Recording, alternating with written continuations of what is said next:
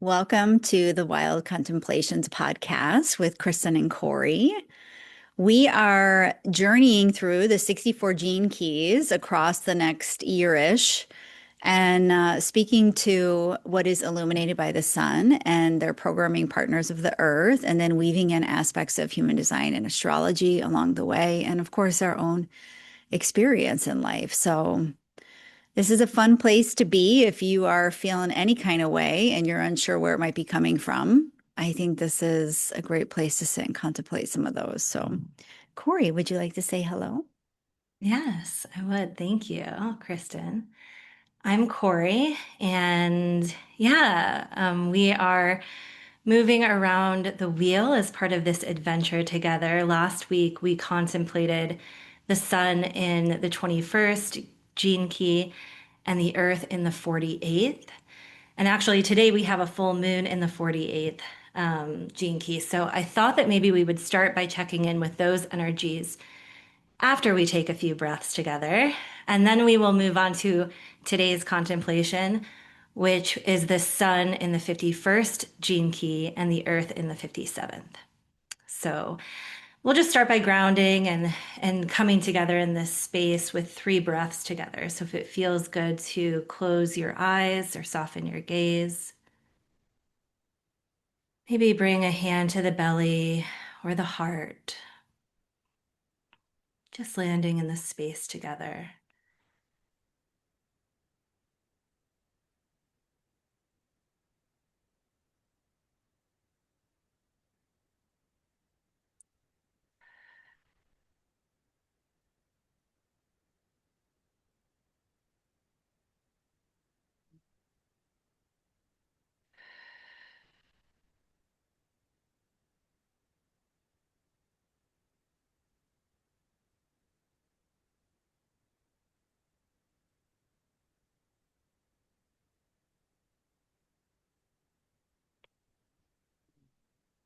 And then, maybe we will start with checking in with last week's energies. So we had the sun in 21 with its frequency bands of control, authority, and valor.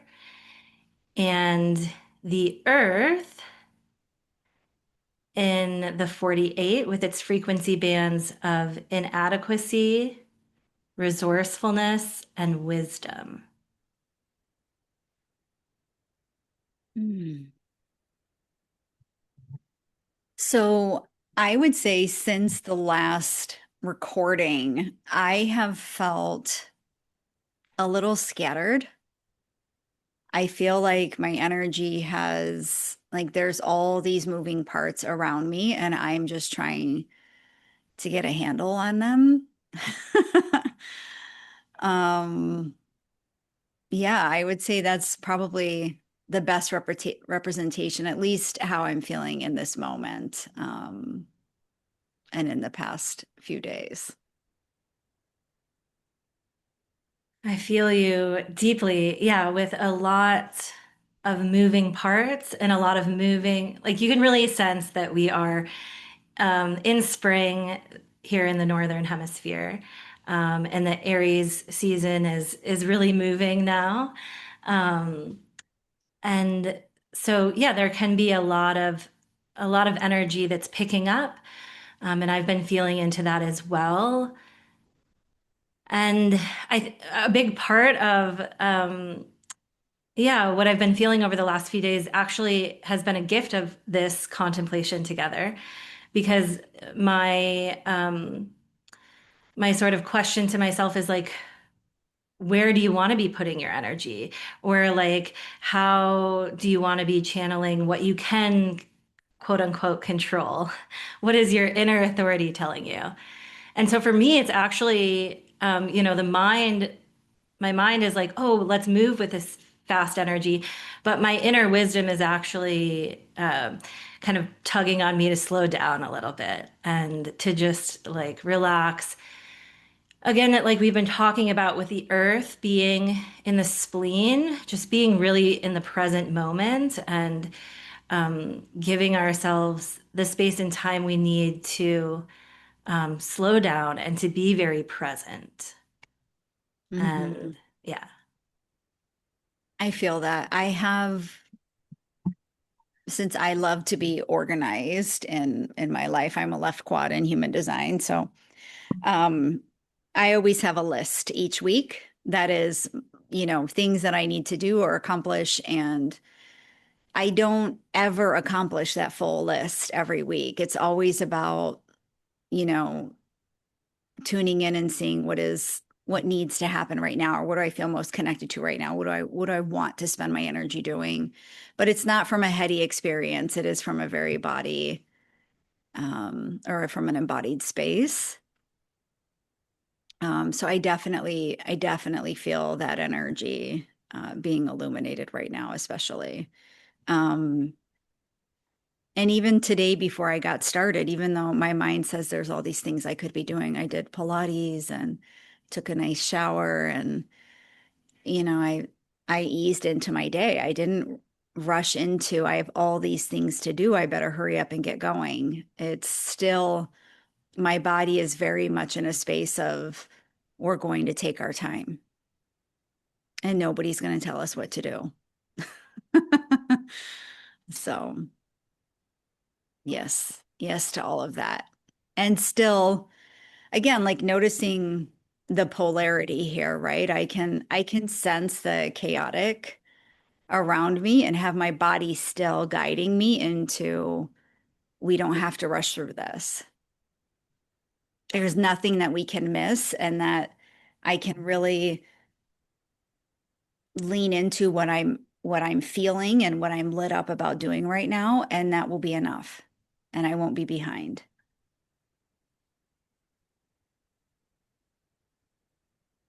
I love that. And it really is just taking me back to this idea of we've just started a new turn of the wheel.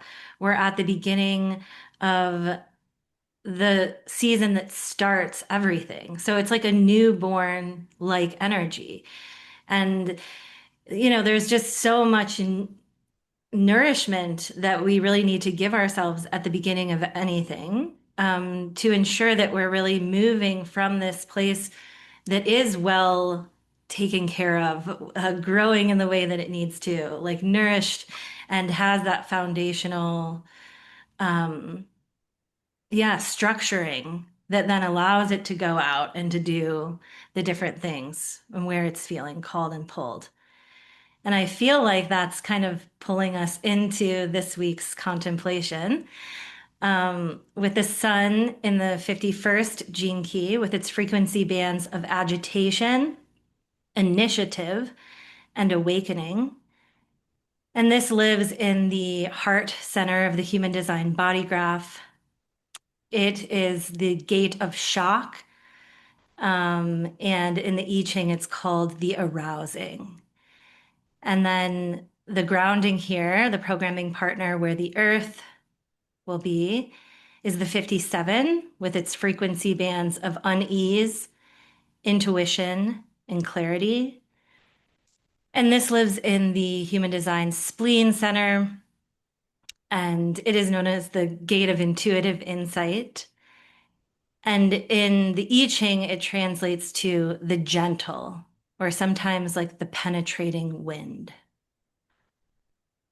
Mm. So, yeah, maybe we'll just feel into that for a moment. And one other thing that I think I want to touch on at the beginning here, because each of these weeks that we've been in Aries season so far, that we've started this journey really, um, the keys have corresponded to a part of our childhood programming and imprinting.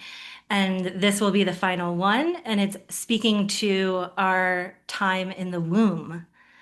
And so I just wanted to give voice to that here at the beginning because I feel like it'll probably, yeah, color our conversation.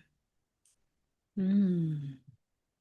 There's definitely two ways that I can start contemplating. Um, the first being just to speak to, like to touch on the unease, shadow of 57, everything that I'm feeling right now and the, sort of chaos. What always brings me back is ritual, and coming back into my space, into my body, releasing some of the noise around me, or all of the noise around me and really just coming back into my own body. So it's more about releasing than it is like, how can I grasp and try to figure all the things out, or understand like, why are all these things here? And what does this mean? And how do these things connect together? And what will happen if I do this? Like it's less of that and more of a, let me put all that to the side. It's like the to-do list that I was mentioning. Put it all to the side and then just check in each day. Where do I feel called to go? Because this is where I believe that structure, whenever I speak to structure, even the variables in human design, it's structure so relative to each person.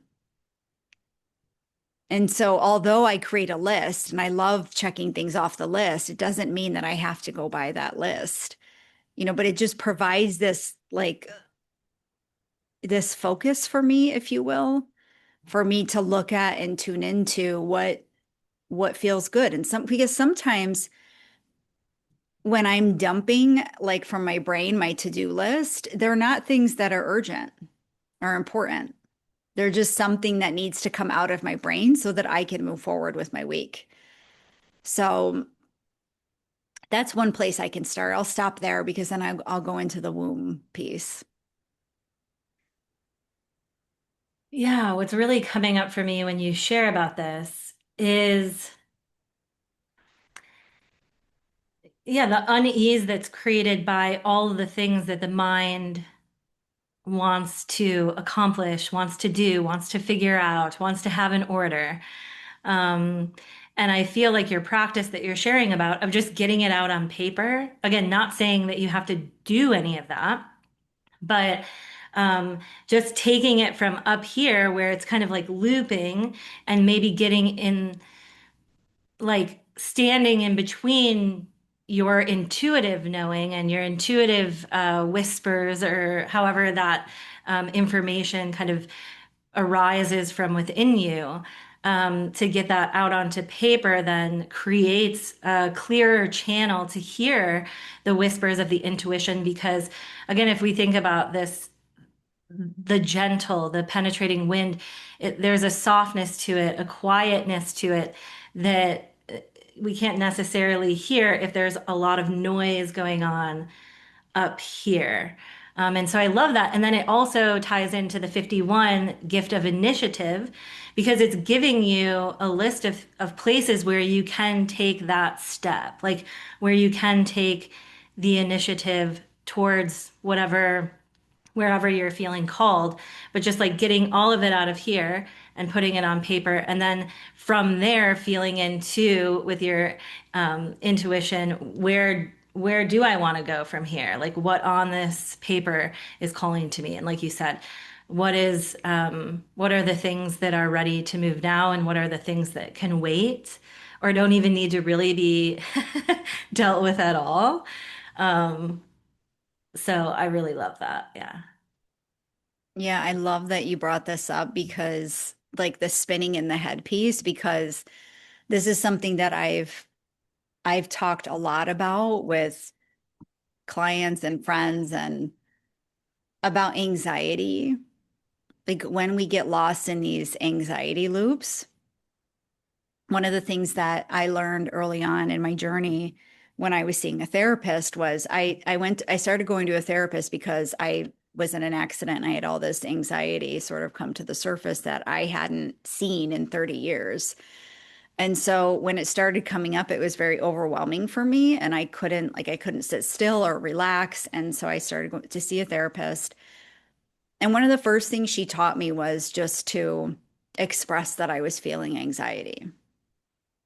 Right. And so I used to put my hand on my heart because that's where I felt it. And I would say, I'm feeling anxiety right now.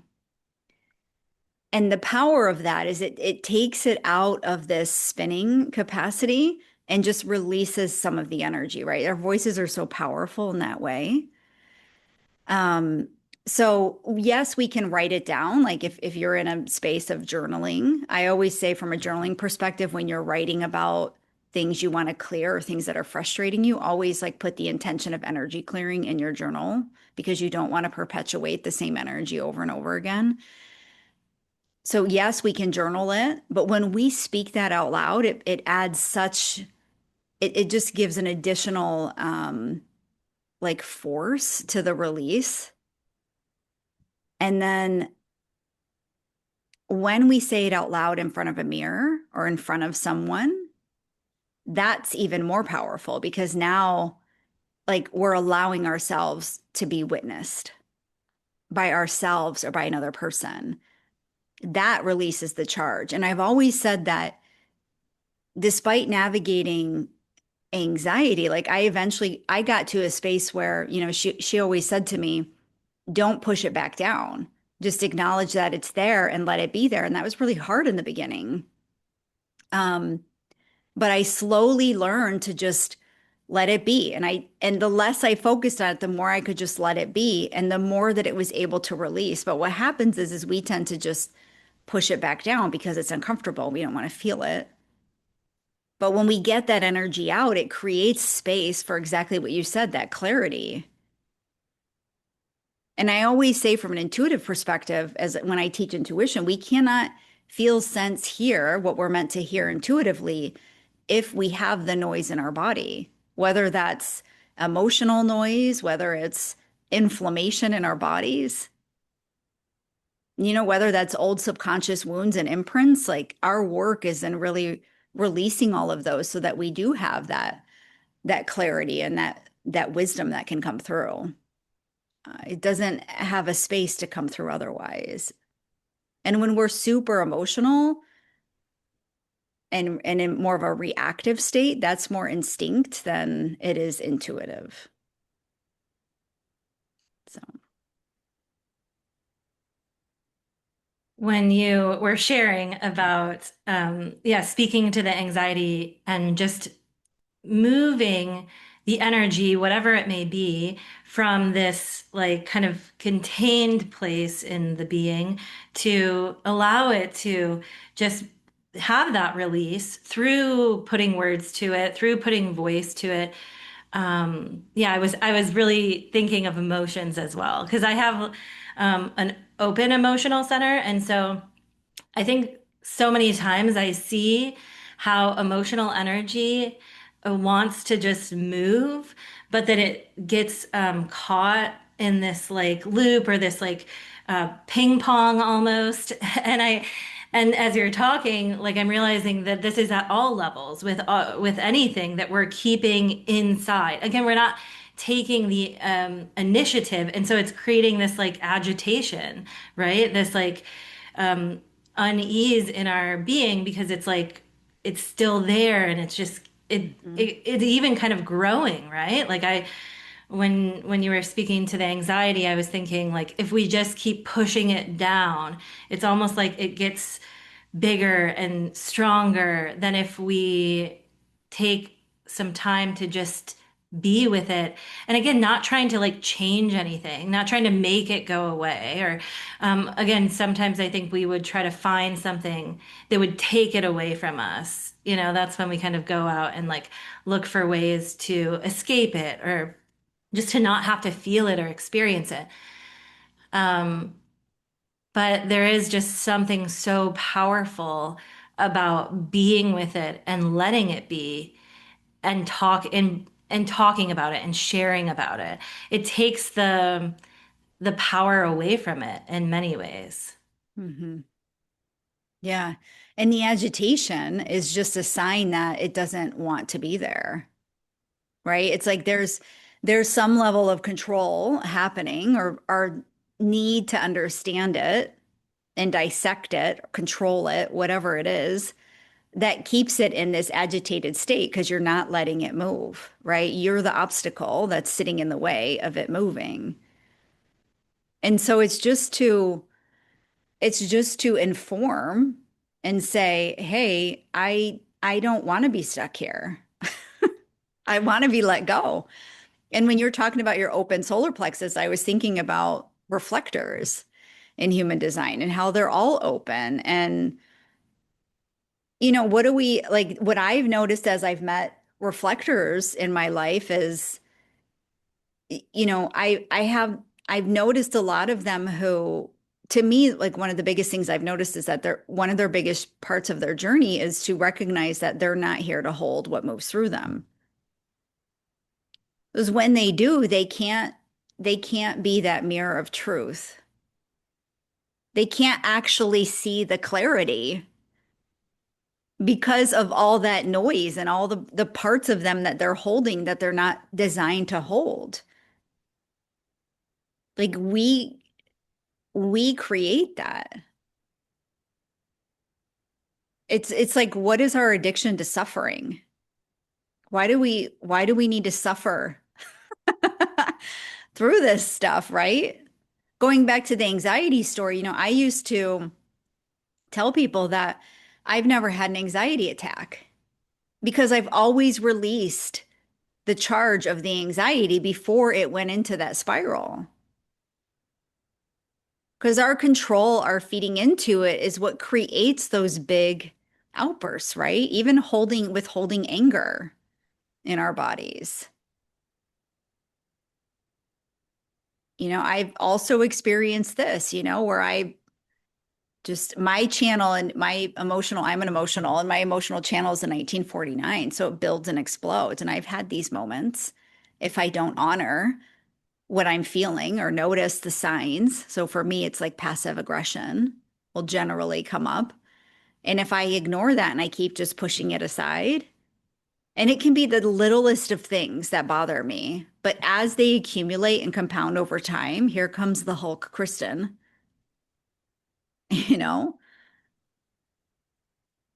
But it's like, what if, and at one point, I'll also share with anxiety. At one point, I started feeling excited when I would feel anxiety because I recognized that I was healing. I was releasing the energy. So when we feel these things, when we're triggered, like we have that opportunity, we have a choice to say, I'm going to allow it to just be and accept it, find acceptance of it, let it move through me, or I'm going to stand in the way and see if I know better, you know?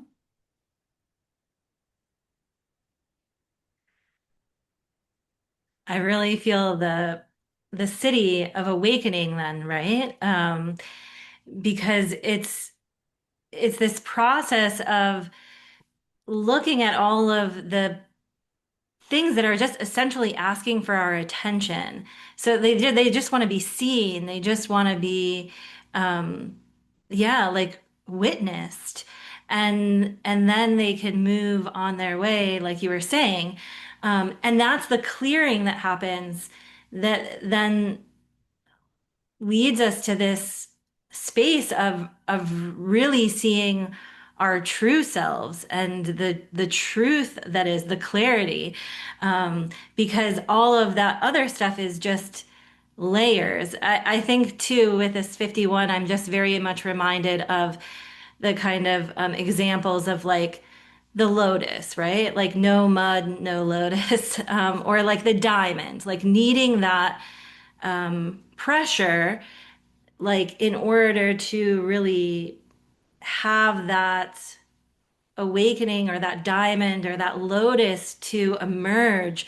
Um, but it's through the kind of like facing that and turning into it and just, yeah, I think it's just a facing of the fears that once we face them, actually we realize that they're not as scary as we thought that they were, like it's when we turn away from them again that they start to really take on a life of their own and need to get our attention in more like shocking thunderbolt hulk type of ways because they're like you're not paying attention to me, like will you listen please. And that's I think how things can come up with again feelings of anxiety, things in our health, in our physical body. They're just signals that like we haven't really been listening to or witnessing or noticing or allowing to move.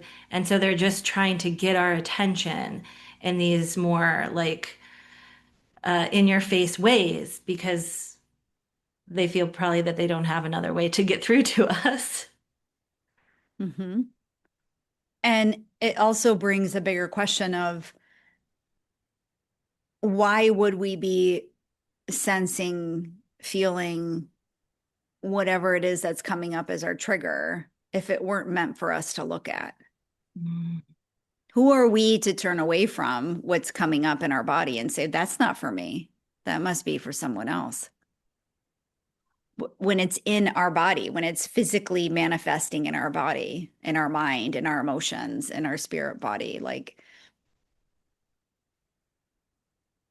why do we resist looking at the things that are presented right in front of us?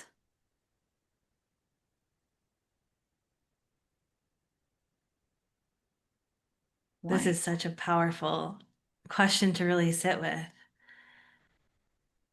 Yeah, and again, this goes back to like every shadow contains a gift.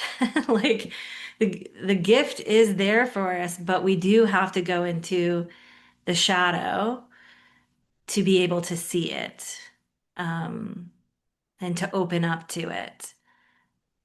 And yeah, we so often are just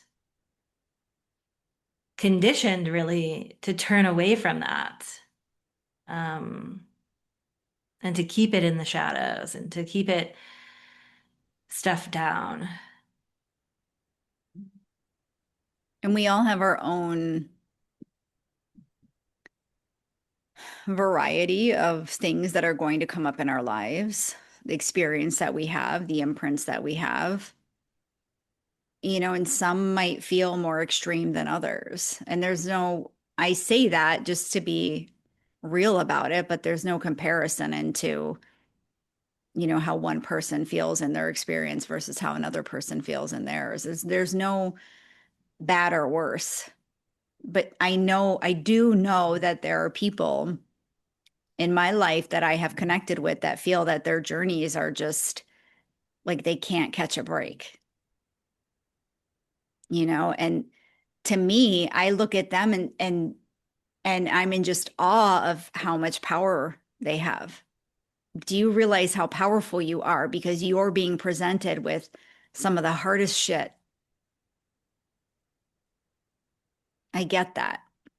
And I understand how it can feel like the world is tumbling over you right now, but like you're designed for this, you're built for this. And I think the sooner we find acceptance in what's crossing our paths, the sooner we realize our gifts and can move through those. Let's talk about the womb. I was gonna say it kind of feels like yeah, the womb is wanting to come through because I do feel it too with like the process of leaving the womb. Like that is an incredible shock, a very significant like initiation. And it's yeah, this kind of first experience, I guess, of separation at yeah, an intense level. So I'm talking about the birth process, obviously, but like I felt like it was calling us into the womb. So let's go. Yeah. And what I actually learned recently from a trauma perspective is that exactly like you said, how we come into the world matters. So I was born into the world. My umbilical cord was wrapped around my neck, and my mom had to have an emergency C-section. And I have actually had like I have this deep, deep, deep fear of like not being able to breathe. When I go into spiritual experiences or plant medicine journeys or breath work, like, and I will have these moments where this anxiety rises within me and I think I'm going to stop breathing or I can't catch my breath. I'm not getting a deep enough breath here. And I've also had dreams or nightmares of drowning. That's really interesting. I never really thought about it. until recently when it was brought to my attention that even like to that extent, not to mention like what our mothers are going through during the birthing process and the emotions that they feel and the things that we're picking up on and that lineage. There's, I don't even know where to go in the womb space. I'm going to stop here and let you reflect, and then I'm going to sit for a moment. Yeah. As you were talking, I was just like, there's so many things that are like doom, doom, doom. And I'm like, oh my gosh, there's so much that we could explore here. But a few of the things that were coming up. Um, yeah, I was really drawn to feel into what our mothers were experiencing while we are in the womb. And I was thinking about how in some of my astrological studies, like psychological astrology and the development of the personality, they point you to the 12th house and to see like any planets there that might give, yeah, a little bit of an understanding of what your mom was going through while you were in the womb. And I have my Mercury in in the 12th house. So I can see it as being like, in the head. And like when I've tuned into, I'd love to actually, this is reminding me that I want to have a deeper conversation with my mom about this. Um, I think we've had like short conversations here and there, but I would really like to, yeah, go into more depth with it. But my mom, when she was around 14, had childhood cancer. She had osteosarcoma. So she had to go through like chemotherapy and radiation. She lost her leg. And so I think about probably there were a lot of worries around like health and like the effects that that chemotherapy and radiation might have had on her body, or even just like bringing a healthy child into the world. And I've noticed like one of the when I was growing up, and even until more recently, like I had a lot of fears around my health. And like I have an undefined spleen too, so I like pick up a lot of stuff from other people. But there was always these like kind of yeah, sort of fears around like just all different kinds of health things. And I feel like it might have started there. And then I'm also thinking about just the time period, and like I just wonder how informed my mom was about this process and about her like authority in this process and trusting her own body and her own wisdom. Um, I I just can imagine, in like I was born in the mid 80s, that it was very much like kind of give the authority to the medical system, and like trust them because I don't know anything about I don't know anything. Um, yeah. So I will stop there, but those are the things that were kind of like popping through. Hmm. So, what would you say to someone who doesn't have placements in their 12th house? Yeah, I would say that you can look at the sign that is on the cusp of the 12th house, and you can look at the ruler of that sign too, and where that is in your chart and what's happening there. So there's still like conversations happening. Um, it's just you will look at other places and specifically of that sign that's ruling. So, like for you, you have So, is that air. your rising sign? Is that our rising sign is on the cusp of the first house. So you're a Pisces rising. So Mm-hmm. you would have Aquarius in your 12th house. Okay. And so you could look at two planets. You could look at Uranus and you could look at Saturn and where they are in your chart and what's happening there. and feel into those kind of conversations. Hmm. Interesting. I haven't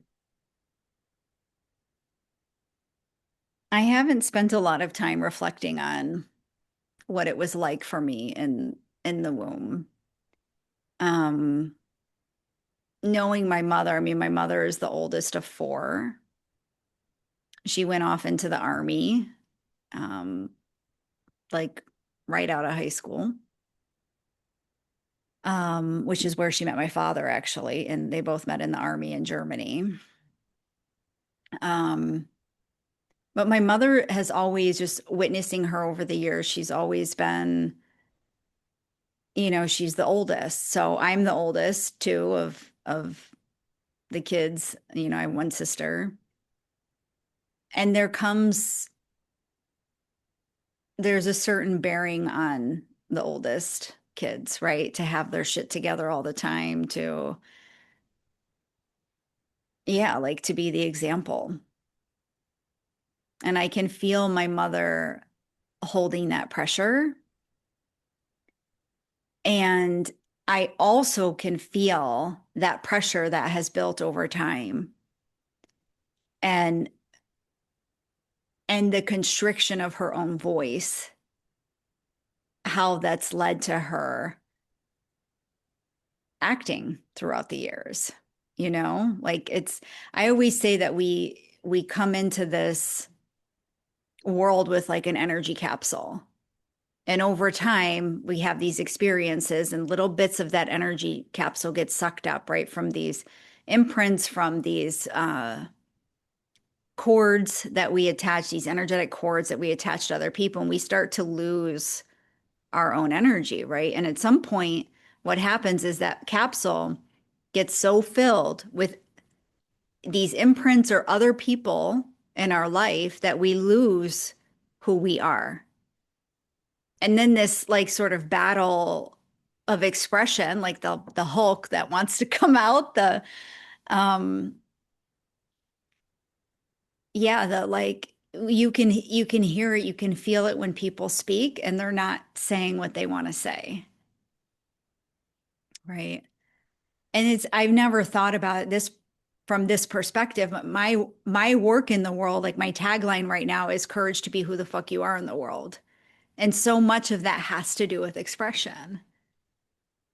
And I hadn't really thought about it until now, and how the work that I do is just very much about like, I want to hear it all. I want you to put it all on the table. I don't care how ugly you think it is. I want to hear about all of it. And I mean, bless my mom's generation, but they weren't really interested in doing that, at least like a lot.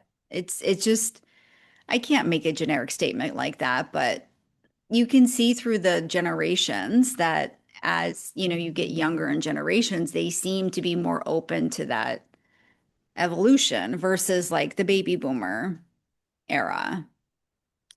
Um, where it was very much like put your head down and work. What are you complaining about? What are you crying about? I'll give you something to cry about. Like that was that generation. And so I feel like my generation, I was born in 1980, which is on the cusp of like millennials and Gen Y, I think it is. I'm not 100% sure now. It's escaping me, but I'm on the cusp of like some will call me a millennial and some call me whatever the one before it between the baby boomers is. Um, but it was that journey then was colored by, for me and my journey and my corporate journey, it was about being a woman and finding my voice in a heavily dominated masculine world. It was about equal pay for women.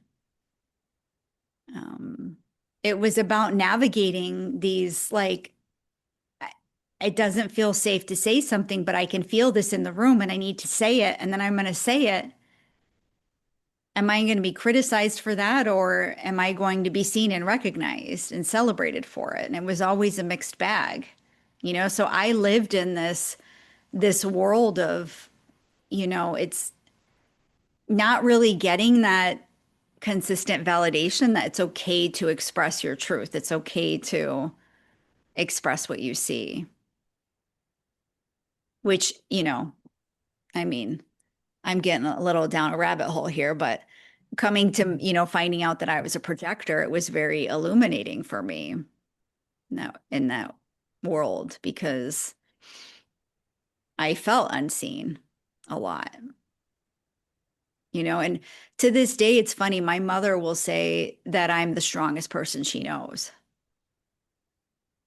And for my whole life, I just wanted my mom to see me. I just wanted her to see me. And I never felt seen by her because she didn't have the fucking capacity. Her energy capsule was filled to the brim. So, yeah, there we go. There's my reflection on the womb. It's wild because as you were like starting to share, I was thinking, oh, I know that you have Uranus.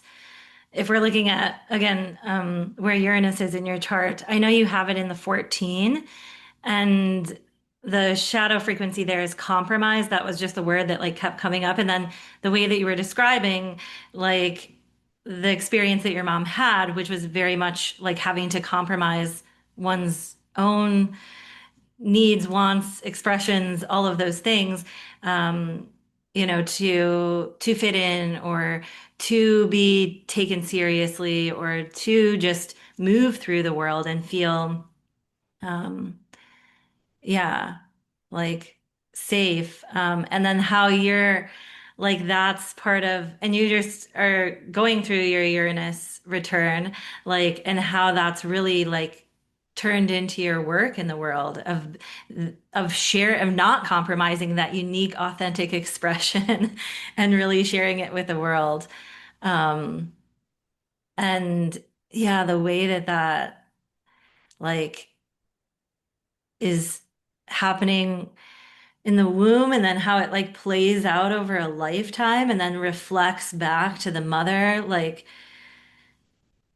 the parts of themselves that they probably just, like you said, didn't have the capacity to see and to share. It's like, talk about powerful. Mhm. It brings me back to just the last few weeks in talking about the programming through childhood and how so many mothers, you know, lose themselves in being a mother. There's this attachment to this new role, this identity, right? And then also to the child, which again, from that like energy, going back to my little energy capsule description, it takes up space that is meant for us to find our unique expression. So, for the parents out there, how do you consider parenting without that attachment? How would you consider parenting? What would it feel like to you to allow your child to develop their own expression, let's say from the age of 2 beyond, to find acceptance of their identity, right? We were talking about like forming their own ideas and opinions from 14 to 21, right? And what would it feel like to you to look at that as a form of development of their identity, of their expression, as opposed to disrespect or not listening or whatever?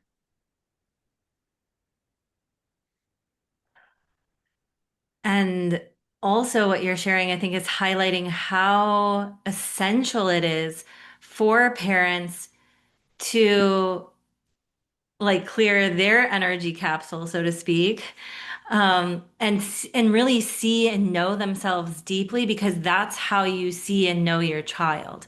Like, you know, you can't, just like you were sharing with your mom, you just wanted her to see you, but she couldn't see you because she couldn't see herself. You know, you can't see somebody else until you can very clearly see your own self. And I feel like we were just talking about this recently. I don't know if it was on here or in one of our other conversations, but um, yeah, know thyself, and then you are able to stand as a mirror for another and really see into the other and hold space for the other and for your child.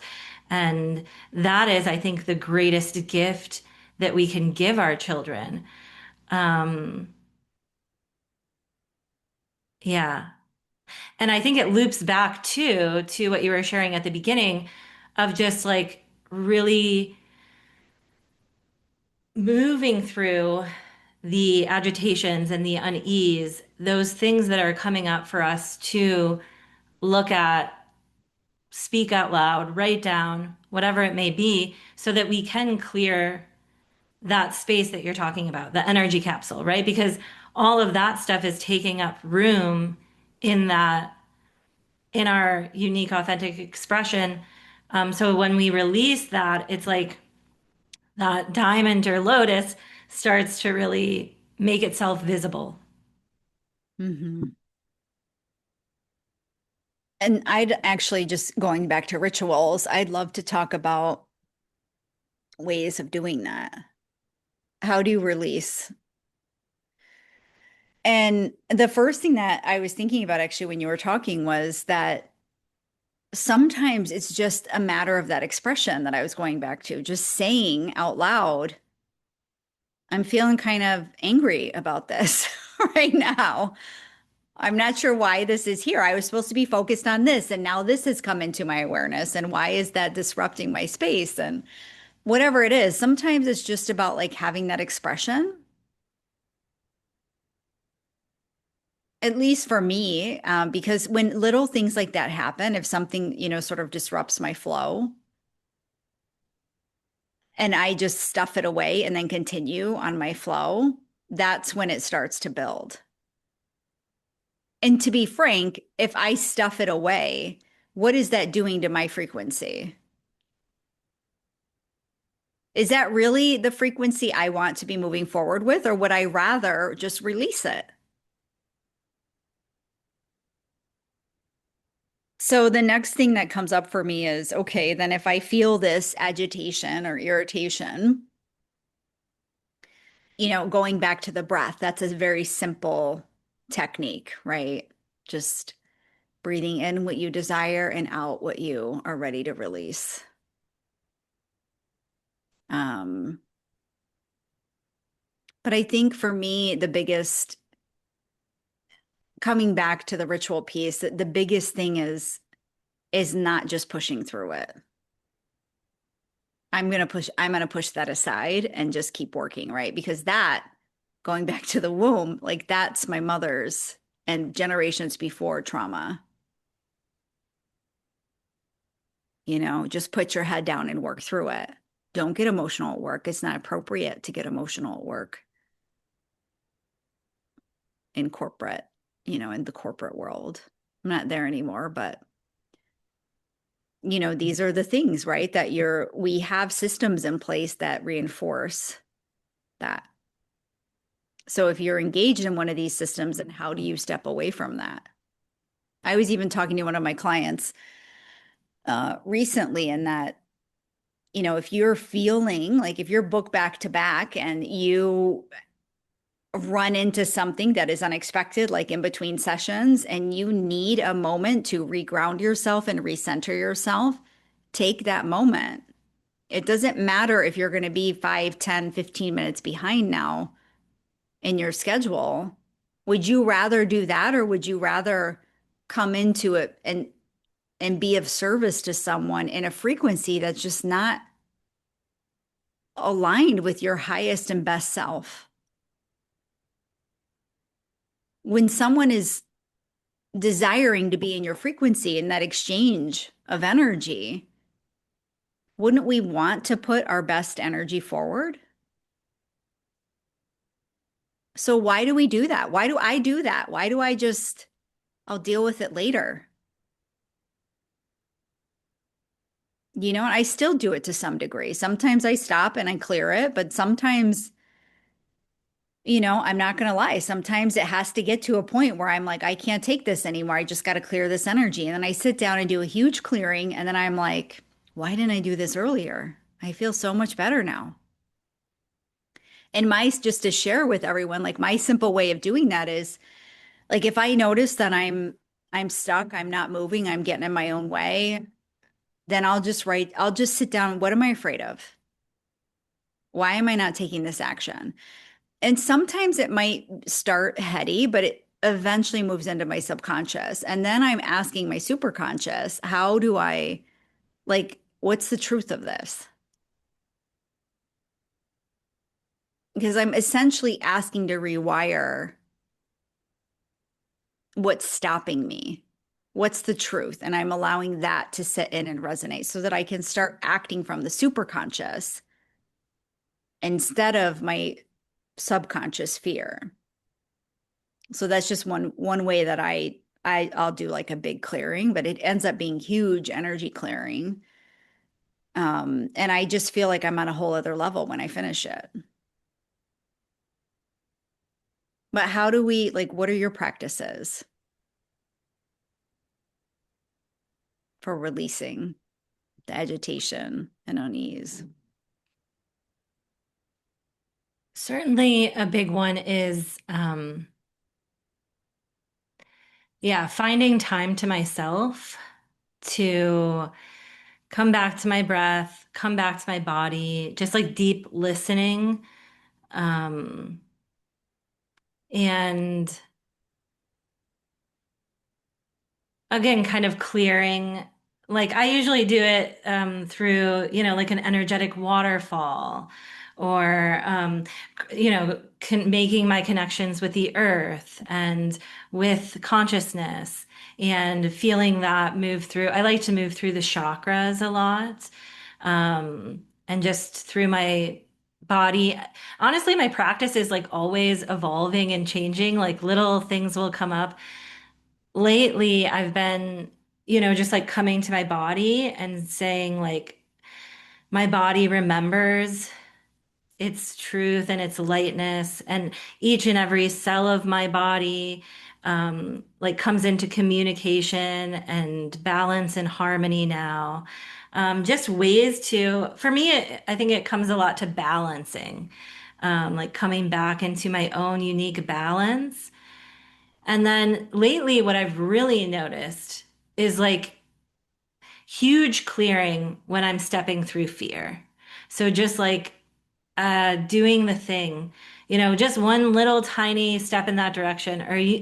Again, mine's coming up a lot around sharing my voice more. And it's interesting because as I've been sharing my voice and all of the fears have been coming up, it's like a new wisdom is opening up within me, or a deeper connection to the wisdom that is within me is opening up.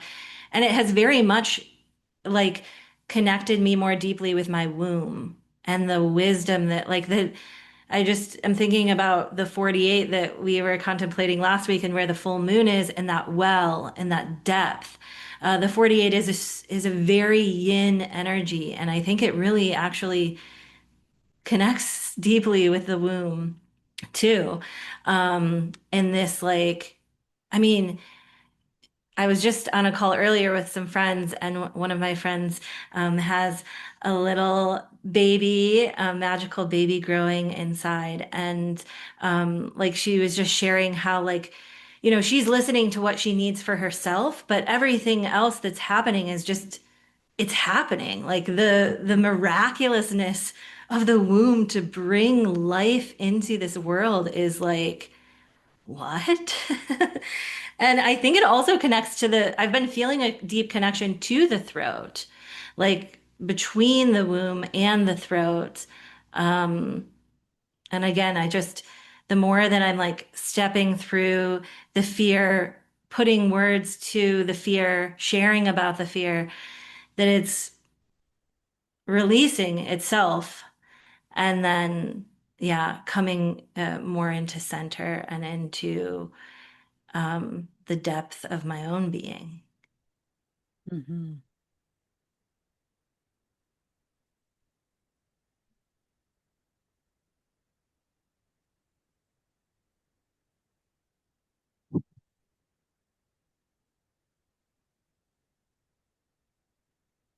How do I want to say this?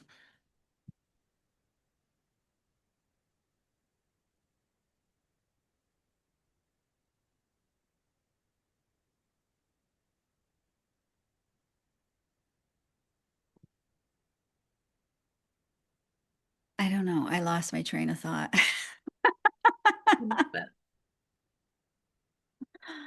Here we are, human.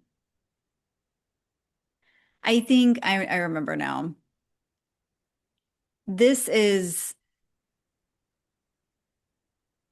something I've realized very deeply, even in doing this podcast with Cori, is that stepping into the unknown, stepping into a space that invites me to just be present has actually been very healing for me.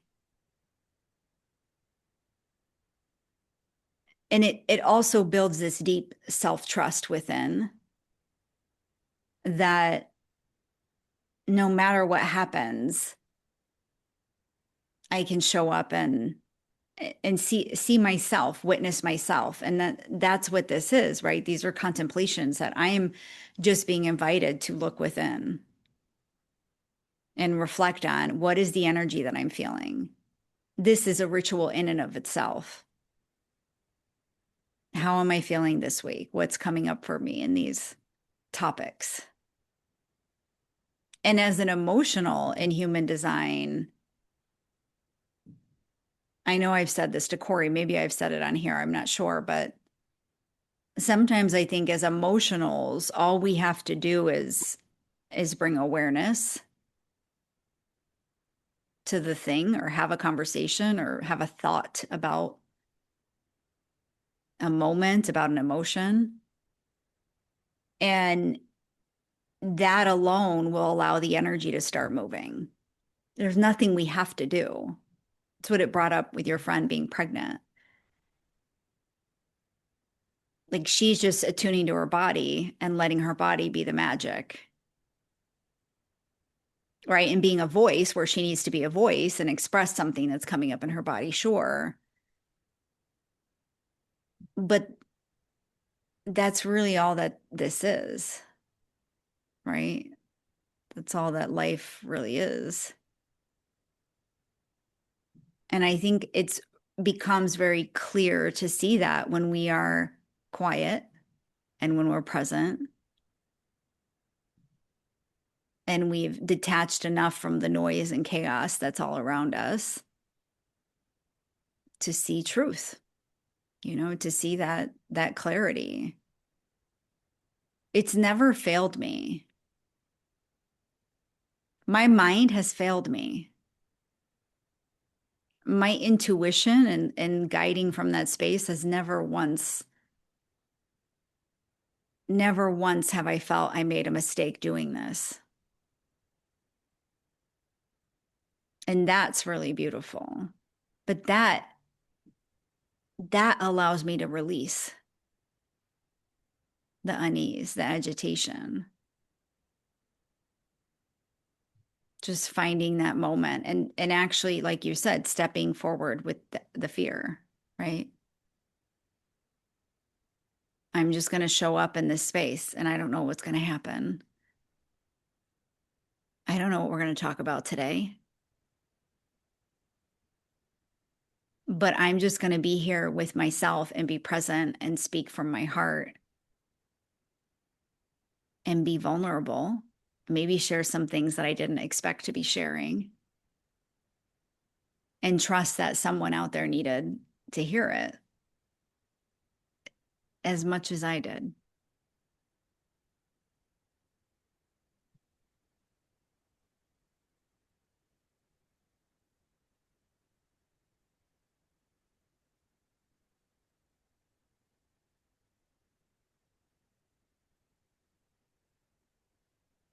It's so beautiful. And I think one of the things that's really standing out to me is just, again, how the systems and the structures that need us to be the same are not, they're not serving that authentic expression and intuition because it's going to look different for each of us. And I think that's one of the really beautiful things about intuition is like there's nothing that you can look at from before that will tell you like what you need to know for you. It's like you have your own little like how-to book inside you. But it's not going to be out here. There are things out here that could remind you of things that are maybe in your book, you know? Um, but yeah, I think that our intuition really does require us to step beyond what's been seen, what's been known, what's been modeled, what all of those things. And it, because it's like you have your own way and what's right for you and where your intuition guides you is not going to be the same for somebody else. It's unique to the individual, very unique to the individual.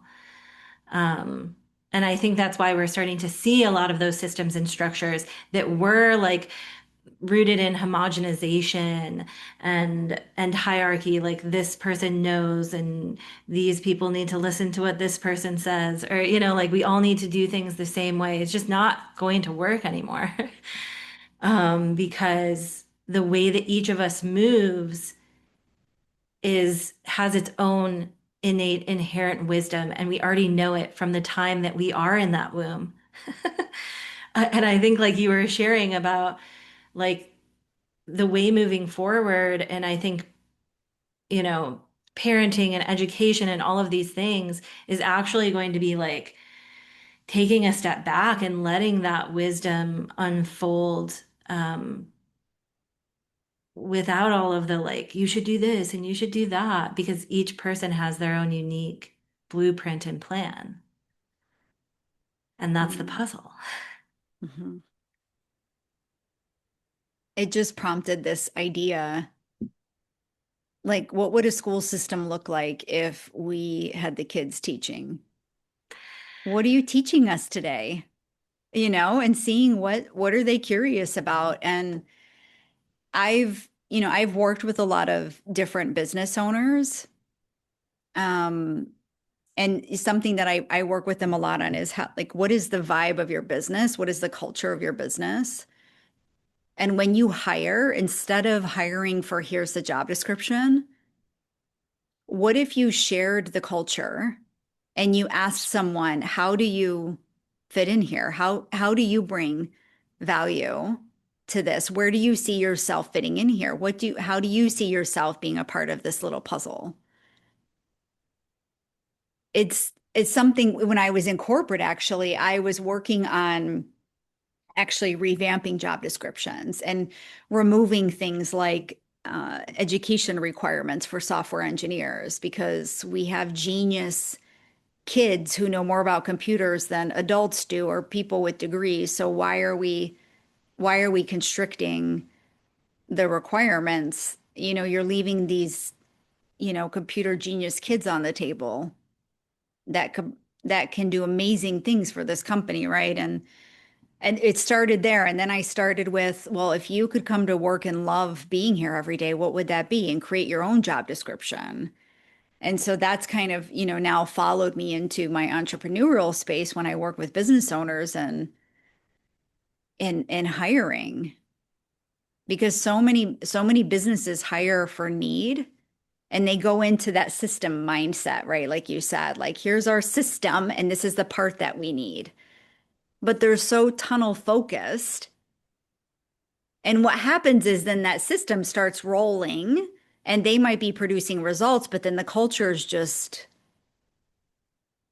a total mishmash of people who they're like, well, this person thinks they can do whatever they want because they've been doing whatever they want and they were getting the job done, but now it doesn't work for our culture anymore. And so they do it backwards in my mind.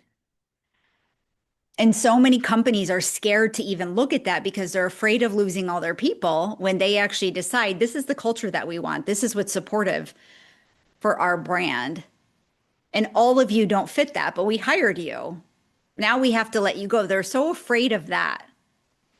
But if we actually had, companies built on like the true gifts of people, we brought these groups together, right? And same thing, like going to the kids with teaching.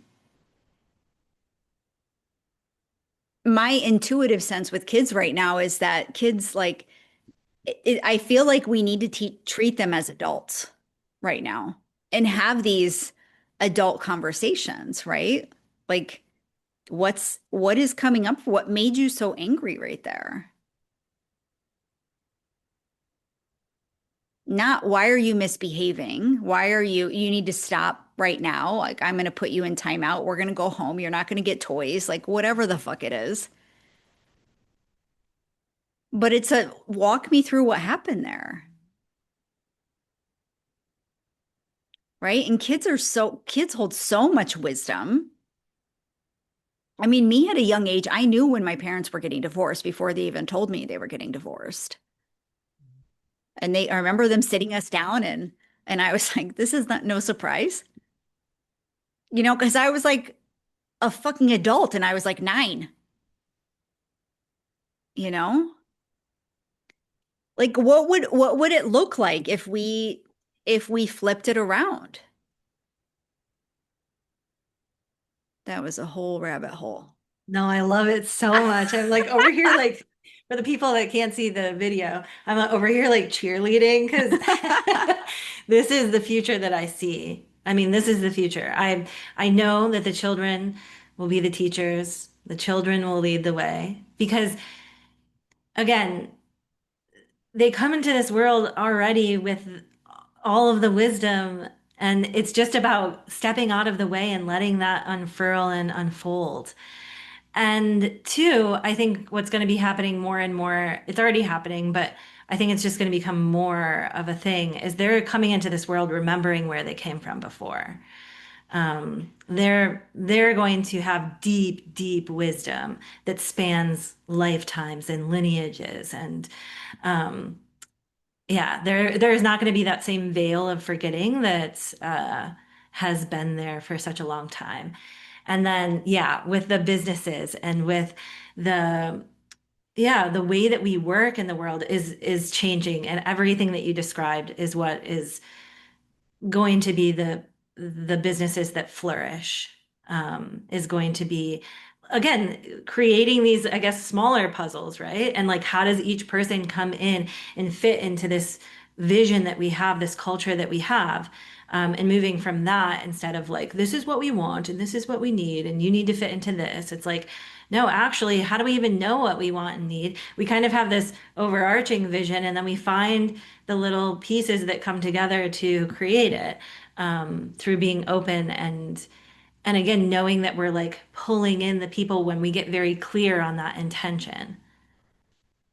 Mm. So I love it. Mm. All right. I think it's probably a good time to wrap up the conversation. Do you have anything else on your heart to feel complete today? Oh, I think this has been perfect. Yeah. How We about you? certainly planted a lot of seeds and inquiries for consideration. And on that note, as always, we would love to hear from you guys on what you're experiencing in the energies and what are the questions you're holding? What do you see in the future? What are you feeling? What are you sensing? What are your responses to some of these contemplations that we've brought up? What was your experience in the womb and how you tie it to where you are now? Please share. We love hearing perspective and weaving that in here. So please do that. And if you loved the episode, please share it with someone who you think would love hearing it.